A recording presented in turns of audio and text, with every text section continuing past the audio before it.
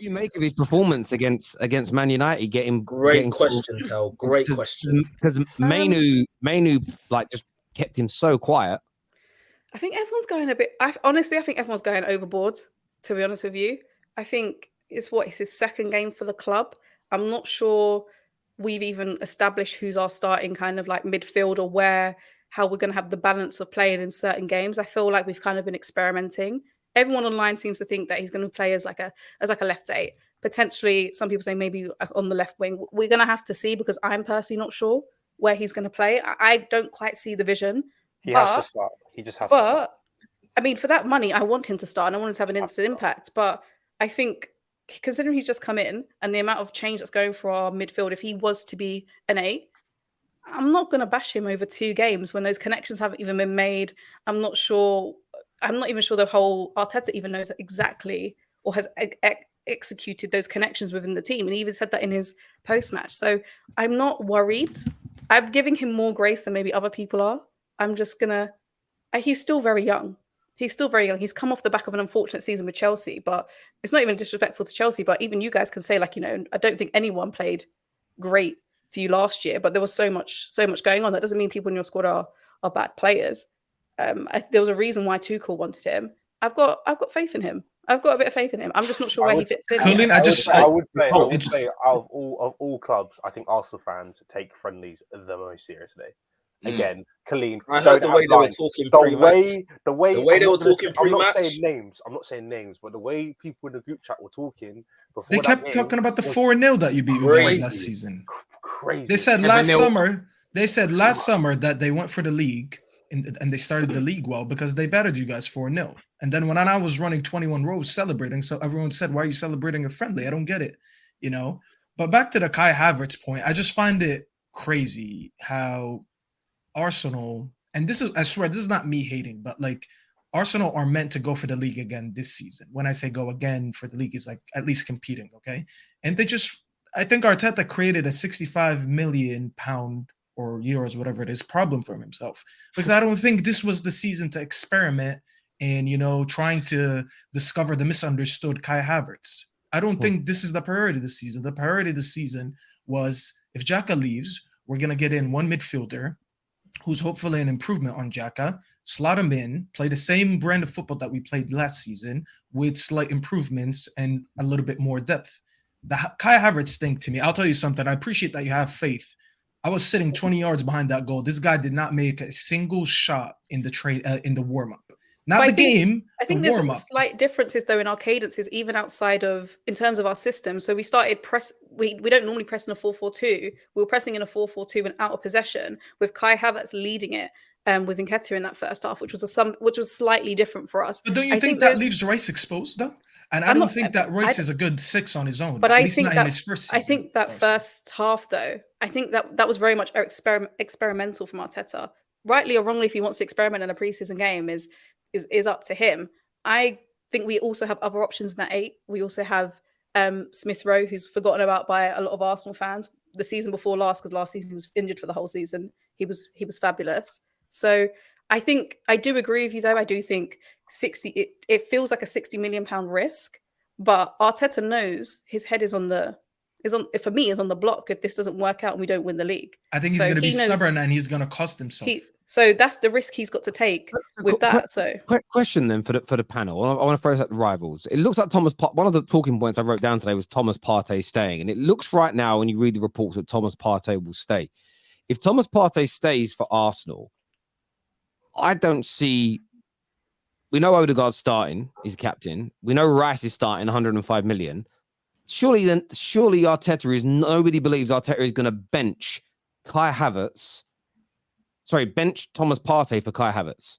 No, surely he's going to start. Surely he's going to start the game with Partey because Partey and Rice in the middle with Odegaard. It's a good midfield. He's ridiculously good. I think we can all see that. Like, that is a brilliant midfield. I get that you've spent £65 million on Kai Havertz. I think the biggest mistake Arteta can make is what you said, Staffy. The biggest mistake he can make is feeling compelled to start Kai Havertz in every single game just because he just spent £65 million on him. That isn't how it works. It's about picking your best team. Kai Havertz has got to fight for that first team place. If he just picks him when he ain't ready, And you're leaving Partey on the bench, who, look, he was poor in those 4 games where the season fell away for Arsenal. But overall, he's one of the best midfielders in the league last year. So was Declan Rice. You start them together. They're different kind of players. In his post-match that he's not adverse to starting them both. And Partey is the best guy for their build-up. Best guy for their build-up. That's what I was going to say, as in, like, guys, do not be surprised if Rice starts the first few games on the bench because he has to get used to the system. Like, Thomas Partey is built for that role. Like, he's built for that role. So Declan Rice, he still looks a little bit uncomfortable. Whether it's the exact system we're going to play come the season, only Arteta knows. But he still didn't look 100%. Now, Partey fitted seamlessly into that role last season. So what I'm saying is, don't be surprised if Thomas Partey starts again. So you've got what, Forest at home? Yeah, don't be surprised if Thomas Partey starts that game because Arteta goes with tried and trusted. Like, you have to start the season well. But this is exactly what Arteta wants. Exactly what we're talking about. Who are Arsenal going to play where? We know how Arsenal like to play. We know they like to do inverted. Is it going to be the left? Is it going to be right? Who's going to be starting in midfield for them? Who's going to be on the left? Who's going to be where? That's exactly what Arteta wants for going into this season. So I think the questions that we're raising is kind of exactly what he wants. To me, I'll be real. A majority of your season will, unless Arteta admits to making a mistake, your 3 is going to have to be Rice, Havertz, and Odegaard. It just has to be. There's no question. It doesn't have to be. It doesn't have to be. It does have to be. It will be. I think what you're saying. Why does it have to be? Why does it have to be? Because when Pep, I'll tell you something, Pep is the king of doing that. He would sign expensive players, and in the first year, he would keep them on the bench as long as he wants until they learn the system. And that's a good way of being stubborn. Pep is stubborn, but he knows how to win while being stubborn. Because, like, he signs expensive players, and he says, I'm going to persist with them until they learn to play the way I want them to play. And eventually, when they hit, everyone is like, oh, look, he's a genius. However, he doesn't throw him in right away. Now, we're talking about a preseason game, so it's still okay to talk about it. It's not a serious game. We'll talk about it more in a critical way if it was the first game in the Premier League. But I don't think Arteta needs to create a problem for himself where he sits there and he's stubborn with having to persist with Rice and Havertz to work. And eventually, it might work, don't get me wrong.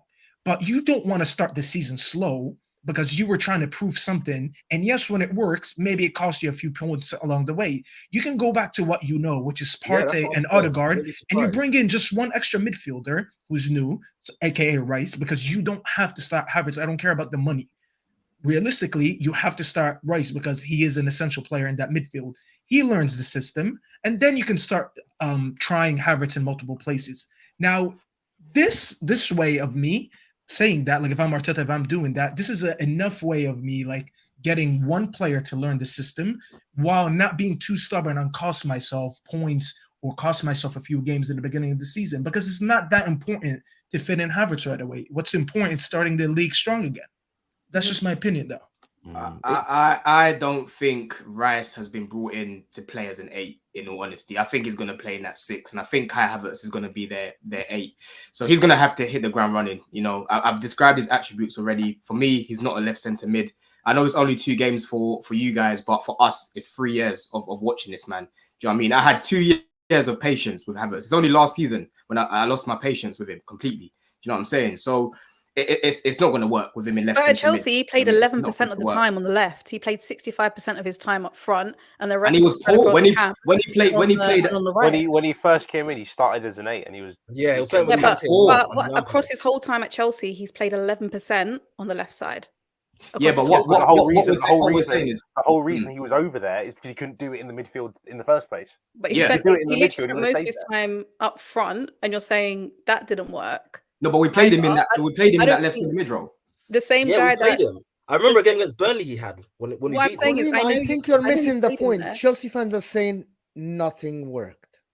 I think that's what they're saying. Yeah, that's what we're saying. The point. That's exactly what. No, I know exactly what you're saying, and I think where you're saying that, I think Arteta will actually start him, and I don't think it's going to work. I actually think it's wishful thinking from a rival perspective, from a Chelsea fan.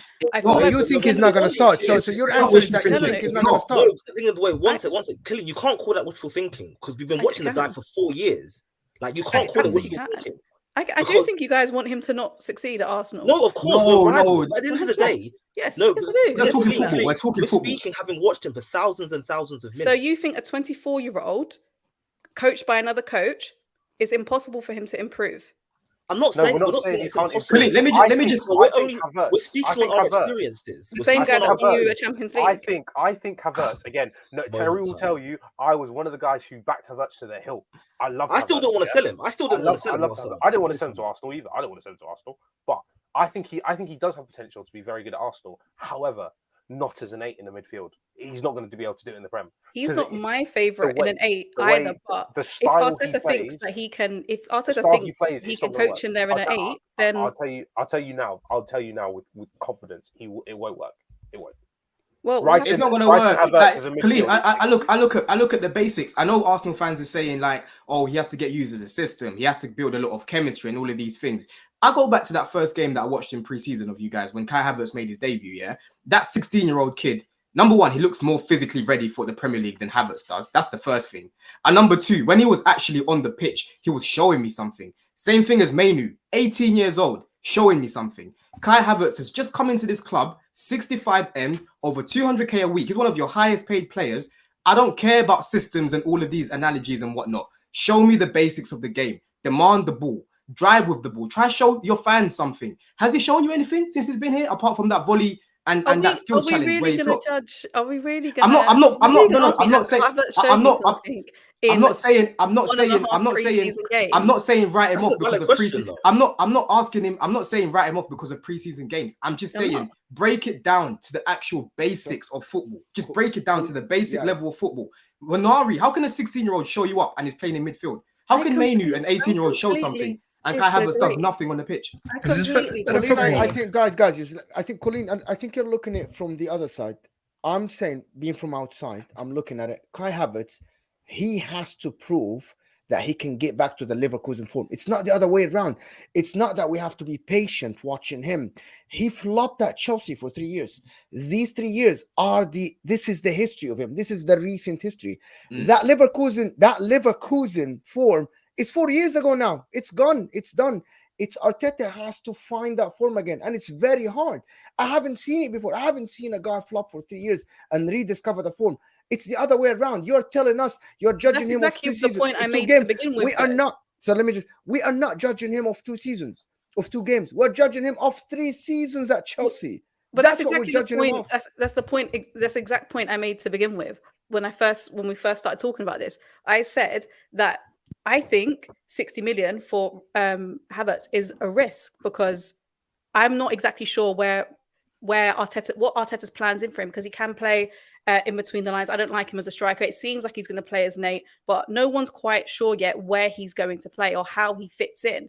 I don't believe he starts for us straight away. I don't care how much he costs. I don't believe that. What I do believe is that Arteta's not spending off the back of last season 60 million odd pounds on a player and putting that risk in, because, you know, if we don't win the league or if we have a really bad season, he's going to be gone. And that's going to be one of the main kind of like risk. That's going to be part of one of the risk assessments that they would have discussed behind the scenes and how this season will go.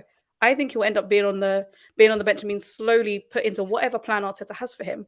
But I do believe that he has qualities that Arteta can hone in and become a success at Arsenal. Now, where that is at Arsenal, I'm not even quite sure yet myself. I don't quite like the 8 right now, but that's where it looks like it's going to be. It's definitely not going to be as a striker, but we've seen out of possession, Arteta wants someone a little bit taller, and he's already said that he wants our midfield to be much taller across and much more physical, much bigger across the midfield. So we kind of have to wait and see, but I'm not going to to Listen, he's tall. He's tall. Not physical at all.